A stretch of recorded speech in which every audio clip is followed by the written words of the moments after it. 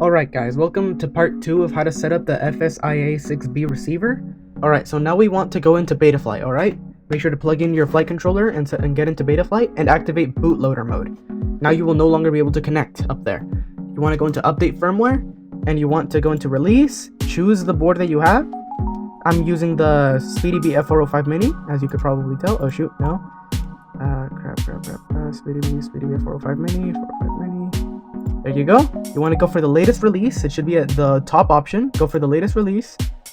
And make sure, this is the important part, go into the iBus radio protocol. This is so then your flight controller knows that it's receiving from an iBus. You can also go S-Bus or PPM, but I would really only recommend going iBus or S-Bus. PPM requires a different wiring and it's not as reliable as iBus or S-Bus.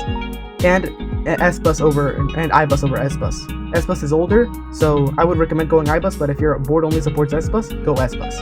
So I would go iBus, it's better. Then you want to go ahead and load the firmware. Then you want to flash it. There you go. Alright guys, once it's finished, you can now connect again into BETAFLIGHT. You may need to calibrate the accelerometer again, it's going to ask you, and then you want to plug in your battery just like so. I'm using a smoke stopper, so then I could just turn it on. There you go, because it can only turn on when the battery is plugged in. It cannot turn on through the pure USB. So there you go, it's plugged in, nice. Then you should be able to go into receiver now and turn on the receiver. Make sure that it's on, and now it should start receiving signal now. Make sure that it says here serial via UART and iBus. Now you should be receiving signal.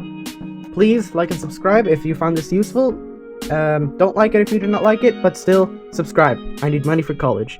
Please, I'm broke.